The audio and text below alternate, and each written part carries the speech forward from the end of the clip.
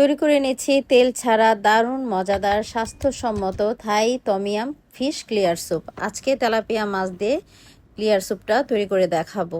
এটা খেতে কিন্তু ভীষণ মজার আর বানাতেও একেবারে সহজ। এর আগেও আমি একটা রেসিপি আপনাদের সাথে শেয়ার করেছি, আপনারা অনেক অনেক পছন্দ করেছিলেন, তাই রেসিপিটা আজকে আবারও শেয়ার করছি, কিন্তু একটু অন্যরকমভাবে। তাহলে চলুন রান্নায় চলে যাচ্ছি। প্রথমে এখানে আমি 8-10টার মতো লাল মরিচ নিয়ে নিয়েছি। এগুলো কিন্তু শুকনো মরিচ না, অনেকেই ভেবে বসে থাকেন এগুলো শুকনো মরিচ, আসলে এগুলো পাকা মরিচ। তো মরিচগুলো এইভাবে আমি একটু থেতো করে নিয়েছি। এখন দিয়ে দিচ্ছি 5-6টার মতো থাই দেশি পেঁয়াজ। পেঁয়াজগুলোকেও আমি একটু থেতো করে নেব, এতে করে পেঁয়াজের রসটা বের হয় এবং ঘ্রাণটাও সুন্দর বের হতে পারে আর কি। তো হালকা করে চাপ দিলে কিন্তু পেঁয়াজগুলো থেতো হয়ে গেছে। এই যে পেঁয়াজটা এখন সরিয়ে রাখলাম। আর সাইডে কিন্তু থাই ব্যাজিলও নিয়ে নিয়েছি। আরও লাগবে আমাদের লেমন গ্রাস। লেমন গ্রাসগুলোকেও আমি গোড়ার দিকটা একটু থেতো করে নিয়েছি।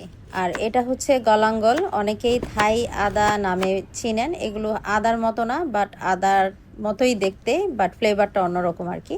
বড় পাকা একটা টমেটো নিয়ে নিলাম, টমেটোগুলোকে স্লাইস করে কেটে রাখলাম।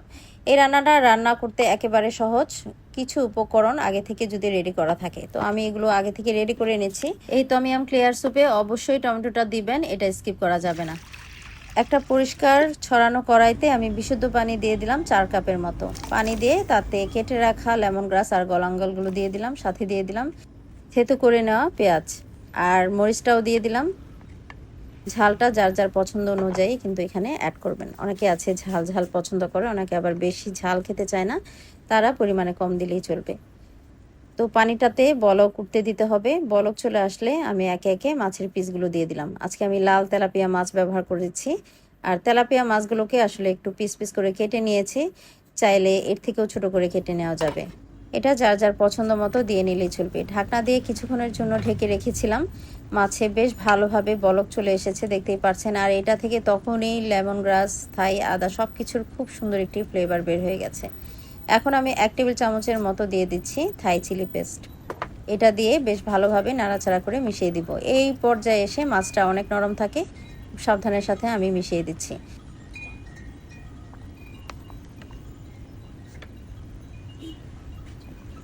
এখন অ্যাড করে দিচ্ছি 1 বাটির মতো শিমেজি মাশরুম। এই মাশরুমগুলোকে আগে থেকে আমি বয়েল করে পানি ঝরিয়ে রেখেছিলাম।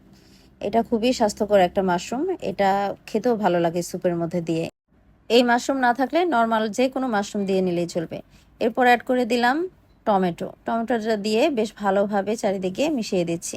আর এখন দিয়ে দিচ্ছি ফিশ সস, এখানে প্রায় 4 থেকে 5 টেবিল চামচের মতো হবে। কাফি লেবু পাতা দিয়ে দিচ্ছি।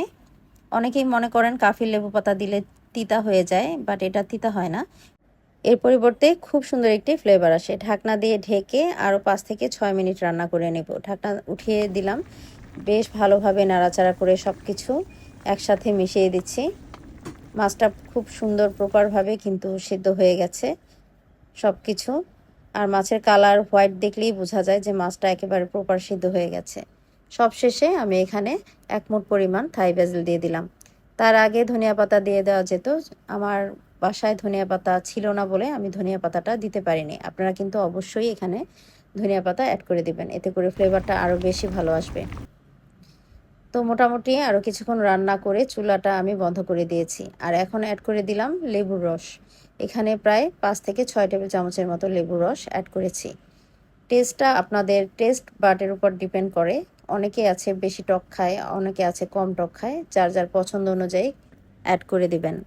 এখানে আমি লবণ ব্যবহার করিনি, কারণ ফিশ সসে প্রচুর লবণ থাকে। আপনাদের কাছে যদি লবণ কম মনে হয় তাহলে এখানে একটু লবণ অ্যাড করে নেবেন। তো হয়ে গেল ভীষণ মজার মাছের ক্লিয়ার স্যুপ। আমি দুপুরে গরম গরম সাদা ভাতের সাথে খেয়েছিলাম, আপনারা চাইলে এমনি এমনি খেতে পারেন। রেসিপি ভালো লাগলে অবশ্যই এটা শেয়ার করে রেখে দেবেন, যেন পরবর্তীতে খুঁজতে না হয়। তো সবাই ভালো থাকবেন।